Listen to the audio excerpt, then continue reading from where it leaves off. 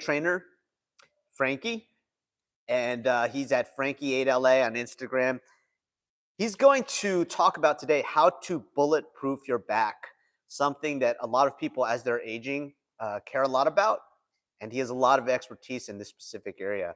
Can you introduce yourself, Frankie? Yes, sir. Thank you for that introduction. My name is Frankie Esquivel, Frankie8LA on Instagram. This is my gym here in Inglewood. Um, yes, sir. Cool little spot. I've been training in LA for the past 5 years. I'm a 7-time marathon finisher, ran over 2,000 miles. I'm a high rocks athlete now, and I've got to train and help people bulletproof and come back from injury for the past 5 years across all ages. Worked with athletes, worked with CEOs, worked with a lot of older people. So that's my expertise and my background, and I'm gonna help you guys bulletproof your back here today in this live. Yeah, I could say also that Frankie is my personal trainer. And when I first started working with him, I had a very stiff back and I had very little range of motion in terms of rotation. And that's changed completely with this exact set of exercises he's going to show you. And these are things that you can do every day. So do you want to get started with the foam roll? Yeah. And we could show the different kinds of foam rollers actually, and maybe folks can move up to that spiky one later when they get used to it. But maybe start with the easier one. So we have different types of foam rolls with different type of texture lines to get deeper type of penetration into your muscle.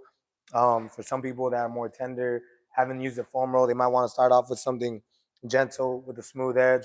As you get better with the release and just acclimating your body and building that callus in your muscles, you could amp up the textures into something like this, where there's like tough spikes coming off on the edge of the foam roll. But just to show you guys, we'll start with something simple that everyone could use, just a simple, smooth foam roll. And like Cliff was saying, I've helped him with his stiff back. I think the body is one kinetic chain, whether you're 6 years old or 60 years old. It kind of, the biology of the body is the same true for both a 6-year-old and a 60-year-old.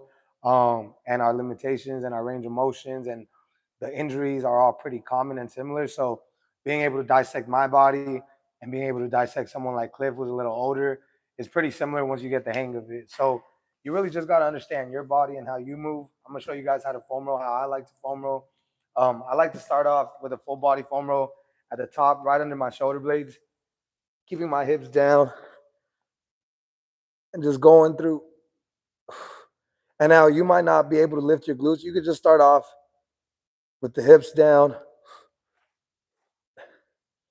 giving myself a big bear hug, going through the range of motion. You see, I'm getting my upper back. I'm not focused too much on my lower back. To get into my lower back, I might hold the foam roll right under my shoulder blades and move my knees side to side. Releasing these Q1 muscles that are down here, getting a good stretch. Then I'll work my way down to my legs. I'll show you guys how to foam roll the calves. And when you're using this foam roll, I like to tell my clients to keep it simple. Put a 5-10 minute timer on. Don't get too crazy with the complexities of, am I doing it right? Does it hurt? You're trying to put a timer on for 5 to 10 minutes and just gradually build, learn your body, learn what's tight, learn what's not tight, learn what hurts, learn what doesn't hurt. And don't get so caught up on the complexity of the movement. Just really getting a habit of laying down on the floor, finding a foam roll, and getting busy for 5 minutes. I would say that's step one. You'll teach yourself a lot about your body. Nobody knows your body better than you do. And again, we're starting at the calves and just working our way down to our hamstring or up to our hamstring. I'm just going one at a time. I know something that you've told me is that when you're doing the foam rolling, if you discover that there's a knot somewhere, then you spend more time on that. Right. It's interesting how that rotates once you know all the basic foam rolls. There'll be times where your calves is tight, another time your lower back is tight, another time your hips are tight, and you just spend a little bit more time on the one that needs to work. Right. And like the more you do the foam roll on your own body, you'll be able to tell what's a knot versus what's just like a tight muscle. And I think when like right now, this is just basic foam roll class 101, where I'm just teaching you how to go through the foam roll. But then once you get familiar with it, then yes, like if you find it, especially like somewhere like on the quad, how I'm in this plank position. So let me just show you. You stand here, you go down, you pin your arm, you go into this plank position, and you just get into your quad. That one's really good. But once I do find a tight spot, like you said, if this is a tight spot, I might just hang out here a little more, breathe, let myself go into the foam roll. Once I've applied some deep pressure, keep that pressure there as I move with my back foot. But again, a lot of these things will come in as you learn how to just get down on the foam roll, get down on your a rug, wherever you're at in the gym, and just start moving with the foam roll. Putting a timer on 5 to 10 minutes and just getting familiar with your own body and your own movement. I think the beauty of doing the foam roll first also is that it loosens up any areas that would be problematic to work too aggressively without foam rolling. So it kind of preps your whole body to be able to do work later. 100%. It preps your body. It gives your body feedback of like what's sore, what's tight, what needs to get some like more attention. It might tell you something before your workout to help you prevent injury. For example, if my hamstrings are tight and I have to do deadlifts that day or something, Yep. if I'm doing the foam roll and I'm like, oh shoot, my hamstrings are tighter than usual. If I wouldn't have done the foam roll, You could I have just got got injured. straight to the deadlift because I didn't read that, because I didn't get that feedback. Boom, injury, lower back, out 6 weeks. You get me? So that's the type of feedback that the foam roll can give you, and just getting comfortable with the foam roll and not worrying too much about the complexities of what do I do first? Am I doing it right? Just moving, and with time and practice, you'll get better and better. So that's the foam roll right there. You saw me just take it, start at my calves, my hamstrings, got my back. I could get my glutes just by sitting on the foam roll, Yep. angling myself to my left glute.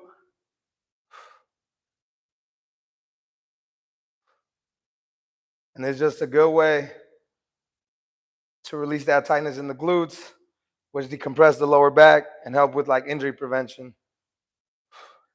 But again, we've been here for maybe about 3-4 minutes, and I've hit about 80% of my body.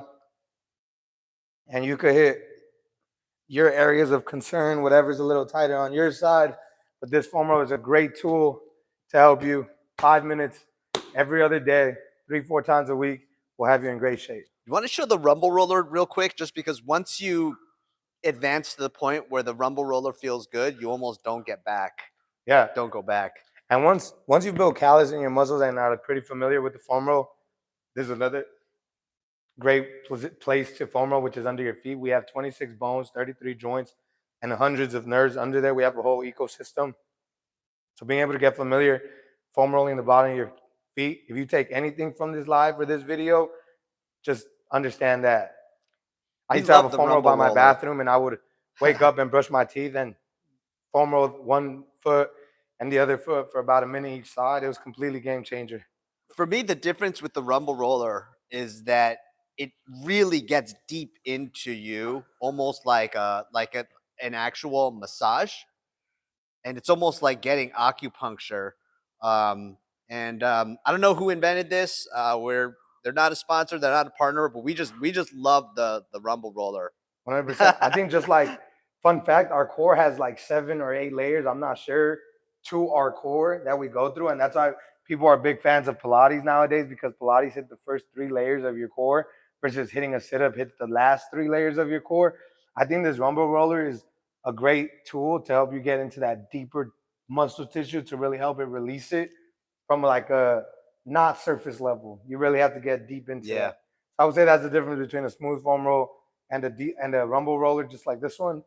But they both get the job done. But I know from my parents, they had to kind of work their way to the rumble roller, so they did the smooth roller first for a few weeks, right? And then they could all other, because when if they went straight to the rumble roller, it would just be too intense. 100%. I think if you just got the rumble roller for the first shot, you would get so discouraged to foam rolling that you wouldn't even come back. So guarantee. I mean, I just recommend everyone to start with the smooth foam roller and then build up to the rumble roller or any other um, higher level roller than the smooth one. Yeah, with the rumble roller, there's different actual. They even have medium firm and extra firm on rumble roller. So even within rumble roller, there's levels too. Yep. And maybe you could attach like a link to the foam roll for like people who want to Yeah, buy yeah, this for online. sure. I'll put that in the description later after this becomes a video. So yeah, that was I think that was a good intro to foam rolling. Let's move on to the I hope you learned something about the foam roll today. yeah, for sure. We actually had 25 people watching, even though this was spur of the moment out of nowhere. Didn't even announce it. What's up, all 25 people? Welcome to Right? Inglewood, California. You're working with one of the best trainers in LA. That's right. Should we go to the knee tucks then supine twists? Yeah, cool. So after your foam roll, this is some ancient Chinese medicine thing, but in Asia they're very big on like sleeping on the floor because our body is a central nervous system that radiates energy and frequency. And when you're flat on the ground, there is nothing more healing than just laying back. Your muscles decompress into the ground, your spine decompresses downward into the ground. Your body is in a natural healing state when it's laying down. So that's some old Chinese mythology, Asian mythology right there, but there is science to it. So you want to start off to remember this, the point of these exercises to help decompress the back, bulletproof the back, and help you from injury, right? So step one is just getting comfortable in what do they call this in yoga? Shavasana. Shavasana. Getting comfortable in your Shavasana stance, getting ready for your workout, getting yourself mentally right, because before you move your body, you got to get your mind right, locked in. And then I'll go into my first stretch to help bulletproof my body, which is a knee tuck. Now, when I'm doing this knee tuck, there's a lot going on. First and foremost, I'm getting that hip mobility. I'm getting that knee drive. I'm getting flexion in my foot. I'm getting a glute stretch, but I'm also creating that compression in my lower back, releasing tension. We're so posteriorly focused. So when you do an anterior pelvic tilt and you drive your hips down, press your core into the ground, flatten your lower back, then grab your knee. You're gonna feel crazy stretch. And I wanna hold this stretch for about 10, 20 seconds. And I breathe. My breathing is directly correlated with my stretching.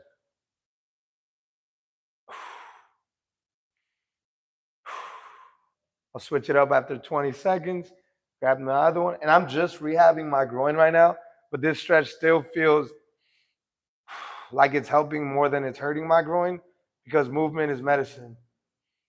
Hey, shout out to Ms. Maggot who just said hi on the live chat. What's up, Ms. Maggots? There we go. And I'll grab each one more time. Again, pay attention to my lower back. If you're grabbing your knee and your lower back is off the ground and you're trying to grab it like this, your first move should be to compress your lower back into the ground, engage your core, then pick your knee up, then drive it as high as you can towards your chest. I think there might be some people who are questioning, like, this seems like more like a leg stretch, but it's all connected to the back. Our body is one kinetic chain that starts from the feet That's up. your answer. So when you think like that, you're thinking small, you're not thinking correctly. Matter of fact, people like if I get a knee injury and then I want to be someone who solves the problem and I'm paying attention to my knee instead of my ankle or my hip where the problem could have been rooted from and stemmed from, then I got the whole wrong idea on my body and like my biology. If my knee is hurting, there's a high chance that it's at my ankles or at my hips. Yeah. So your body works in one kinetic chain. So when you see me decompressing my back and you're like, how is that going to help me bulletproof my knees or something like that? If I help release one thing, it helps me feel. And the hamstring and the glutes that you're stretching here are directly related to your back. We have a basically. posterior It's all one chain. chain. Exactly. So I think some folks sometimes, for me, whenever I have knee pain, it's always directly related to tight quads. And so sometimes where the pain is isn't where the issue is. So, or isn't the exercise that you need to loosen up. So what this does is that Sandy Hobo is asking, what is this for your back? So this is definitely for your back, but it's also for your, definitely for your back and for your entire spinal chain and your hamstrings, right? Right. Another thing when it comes to these stretching things, I like to tell my clients who are older is These look like elementary stretches. These look like there's not a lot going on until you meet someone whose hip mobility only allows them to go up to here. And they have so much impingement and tightness at their hips here that they're like, I can't drive my Yeah. knee back anymore, even if I wanted to. So these tight hips have become a hindrance, which will affect your lower back. Does Yeah. that make Yeah. sense? So if I'm able to release my hip flexors, stretch my hamstrings, stretch my glutes, it releases and helps me support my lower back in every possible way. And the great thing about this is that you can do it in bed. Yep. So you could do just doing it a little bit every day makes a huge difference. Whereas if you don't do it, you'll just lose mobility and become more and more stiff, and that will end up causing pain in your back, in your knees, make it harder to walk. 100%. Now, I don't recommend in your bed if that's the only place you're doing it, but if you could get down on your It's better on a flat on a surface for on a sure. firm Yeah, surface for yeah, sure. because you get better support. Should we go to the supine twist? Yeah. So off this general stretch, and I like to tell my clients, if it's not broke, don't fix it. When it comes to a general warm up, when it comes to getting your body right for movement, you don't have to think of the next creative warm up every single time. It's exhausting for your mind. The chances of you following up on that different, exciting warm up that you learned or saw on your Instagram or your Facebook page, it's going to die out very, very quick. If I can remember one warm up with 5 to 8 movements and I could perfect those, and what I mean by perfect those is my body moves into them unconsciously. I flow into my next warm up because I've built repetition, repetition, repetition. That's the best way to supplement your longevity for the next 20, 30 years, however long you plan on being intentional with it. But learn the same boring warm-ups and do them over and over again. That's my best advice to you. So if I'm here, I'm laying flat. That's step one. Step two would be just grab my knee to my chest, open up my hip, open up my posterior chain. Step three would be to just be able to take that to the side. I'm gonna go to a high angle so people Now can see again, better. you're at a high knee. Just building mobility here. You can start here. And again, keeping yourself, your chest, your shoulders pressed against the floor. 90 degree, just throw your body completely over. Get a good stretch on your QL. Now that's not even the supine twist. This is the regression to the supine twist. Mhm. I want to be able to throw my body over, have that mobility, have that flexibility in my mid back and my lower back and my posterior chain. Now, once I'm in this position here, I'm going to close up like I'm laying down sideways on my bed. I'm going to keep my knee down on the floor, and I'm going to open up into a supine twist. And I want to build mobility. I want to build range of motion with each exhale. Inhale as you go in and you get a deep stretch. As you're opening up, exhale. 2 more times. Inhale. Slowly open up. Exhale. Now, if your mobility is not as good as mine, let's just say, for example, you're here, you open up, and you're like, this is all I have, Coach Frank. That's fine. Breathe. Challenge your red line. And then come in and repeat the movement until you're able to go from here into a deep full stretch here. Hey, we got a question from Biker Benny. They said that how do you put your hip back in place? My hip is killing me. Well, why don't we do this after we finish up with the supine twist? We'll talk about the hip. Yeah. So why don't we finish up the supine twist first, and then we'll go into that. So, and watch this because this is all centered at the hips, right? Our hips and our core are the center of everything. So even if I'm doing something on my quad or whatever I'm doing, it's affecting here. So even if I have hip problems, this They're related. hip stretch is great. If this is your only hip mobility, just being able to get into that pocket is great. Now, if you have deeper problems, I would need to see it. But everything that I'm doing right now is great for lower back. It's great for tight hips. It's great for a tight hip flexor. It's great for the overall health of your body. So again, you're in the side position here. We go from here. Throw your body over. Pin your hand down. Open up. 5, 4. Hey, we got 35 now, Frankie. That's 3, like a decent sized little group class. 2. Welcome to our live where we're teaching you how to bulletproof your body. Yep. Stay tuned. Give us a like, please. I need it. I'm gonna get fired if I don't. That's not right. That's not true. Hey, that's a supine twist right there. All right. Why don't we go into the glute bridge and the cat cow, because those two are the also part of like the most important daily movements that you really 100%. should be doing daily, and they're not too strenuous. Anyone can do them, and you can do them in a way that's easy, and then you can progress them as they get too easy. Right.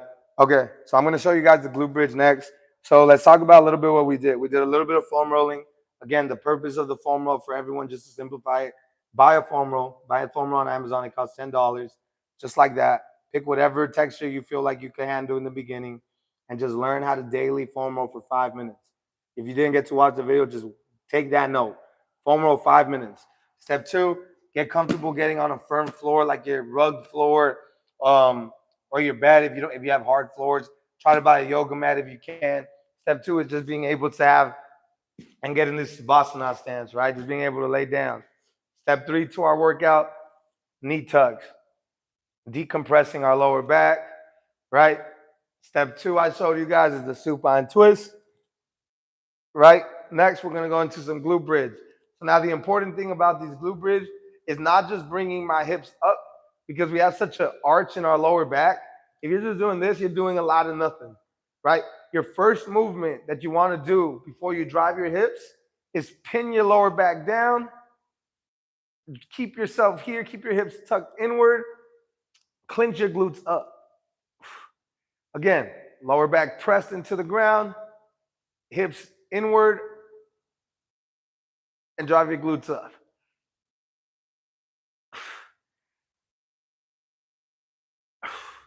Hold it at the top of the movement. Flex, engage it, control it on the way down.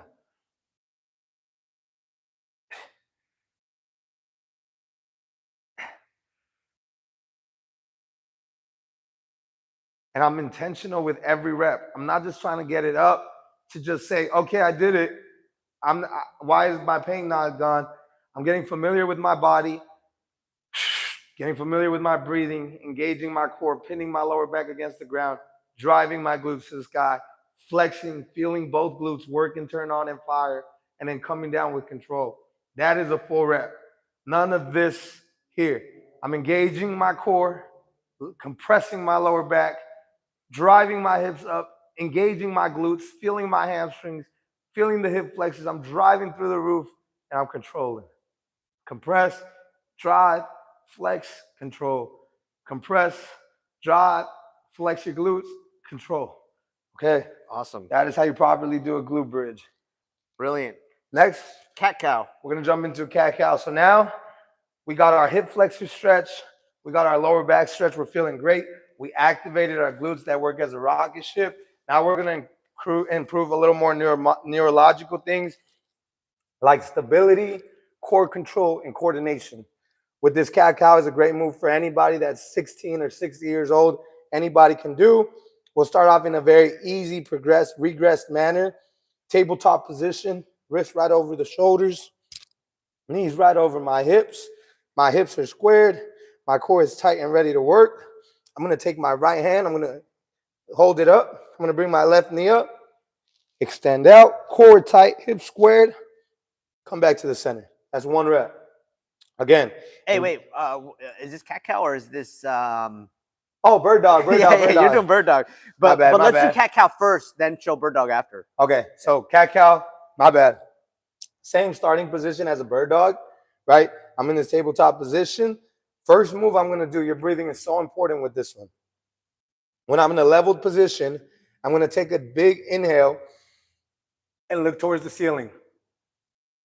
Compressing my spine inward, chest towards the ground, chin up, deep inhale. Then I'm going to slowly bring my spine up, tuck my chin towards my throat. I'm going to exhale profoundly. I'm going to inhale, and you want to think of your spine and the vertebrae, all 33 of them, pressing towards the ground as you look up. Take a deep inhale, Chin towards your chest. Release. Again, inhale, flexion. Exhale, extension. Inhale. Exhale. And you want to build mobility with your spine. You want to be able to feel your spine move, because if you don't, the alternative to that is letting the vertebrae get tight and old and stuck together, where you lack mobility. And that's why you see older people who are heavily internally rotated. Yep. And you're like, why can't they just get themselves up? It's because they've let those vertebrae age too long, to the point where there is no more mobility in the vertebrae. So that's exactly why I used to think cat-cows were a little bit of an awkward exercise to be doing in public, until I understood the importance of not doing them and how bad they could lead to tightness in your upper back, terrible posture for the rest of your 50s, 60s, 70s. So that's why it's very, very important that you get very familiar with that movement. After the cat-cow, then I'll show you what I wanted to show you originally, which is the bird dog. So you did your 5 to 10 reps of a good cat-cow. Now you're in this position here. What we want to learn with the bird dog is stability, coordination, core control, but how to keep our core tight through movement. 90% of lower back injuries occur because people disengage their core while moving or picking something heavy up. So when you're doing a bird dog, I'm thinking, can I keep my core fully engaged, like someone's going to hit me in my stomach? And as I keep my core engaged, can I extend out in different directions? Come in, keeping my core tight, stretching, core tight, stretching, core tight, stretching, core tight. You do about 10 on each side. And again, all the focus, all the intention on my core as I extend out with my left arm and my right leg. I'm keeping my core as tight as I can. Awesome. Do you want to show the progression with the knees up? Just when I know that that one already is pretty challenging, but just in case there's some people that where that starts getting easy. Yeah, the knee up. I'll show you guys. Version. That was easy level. I'll show you guys medium and hard. Okay. So medium would be same thing, but now when I start my first rep, I no longer touch the ground. I go through 10 reps with 2 feet, with 1 feet, opposite limbs on the ground and the other opposite limbs working through the air. And that brings up the difficulty by about 2 levels. Now to get to, once you're done with that and you want to challenge yourself and see how good your stability and your core control and your coordination really are, you get in a tabletop position, knees off the ground.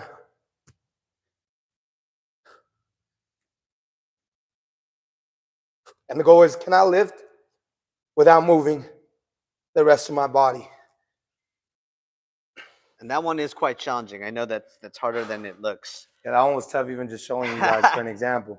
So we're almost done. We only got a couple minutes left. Let's show the dead hang and the rocking, and then we'll wrap things up. And then we're actually going to be back in about. We're going to take a 15-minute break after this. Then we're going to be back where we're going to talk about posture and upper body, shoulder mobility. But let's finish up the bulletproof your back with the dead hang. Okay, cool. Let me show one more before the dead hang that just came to my mind. And that's thoracic rotation off this tabletop position. So thoracic rotation, we got flexion extension, which is upward and downward. And then we have our ability to move left to right. So this position here, I put my hand behind my neck, I put elbow to the ground, and I rotate up. Exhale deeply at the top of the movement. It's a great move for building spinal rotation and longevity in your spine. Yeah, that one's a great one. Now I'll do about 5 on one side.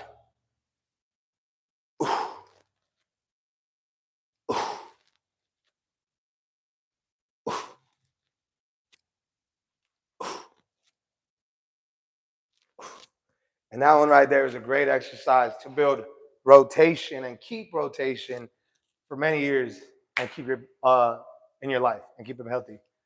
All right, let's finish it up with the dead hang, and then. So now from the dead hang, I'm in the standing position. And I like to tell my clients to think about just releasing from their hips, their upper body, and letting it fall to the ground. Feeling a deep stretch in your hamstrings and your glutes. Try not to bend your knees. If you need to bend a little bit, you can bend. And I like to say reach as far as you can. Start at your calves. If that's enough, if that's good, and you could go a little deeper, go to the back of your ankles. And just let yourself hang freely while feeling that stress and stretch on your hamstring and your calves. Now I'm in a proper dead hang. I'm going to grab my elbows. I'm just going to let myself hang off the ground. And you want to get comfortable in uncomfortable positions. This is a great movement to just learn how to keep your upper body completely dead and not used, and engaging your hamstring and making them work.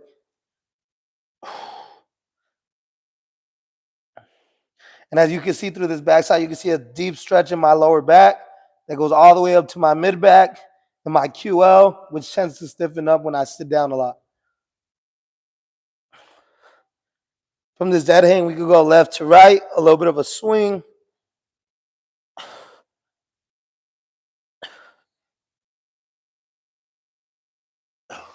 All right. Whew. So folks, we're going to be back in about 10 minutes. We're going to take a short break. If you want to learn how to bulletproof your neck, your shoulders, and improve your posture, that's what we're going to do next session. We'll be back in about 10 minutes. And subscribe to Senior Zone. Frankie's featured in a lot of our videos. So if you want to check out some of our longs, there's a video where he talks about moves to help reverse aging process. And he's going to be in a lot of videos from now on. Really happy to have him. All right, guys, we'll be back. Let's go. See you soon.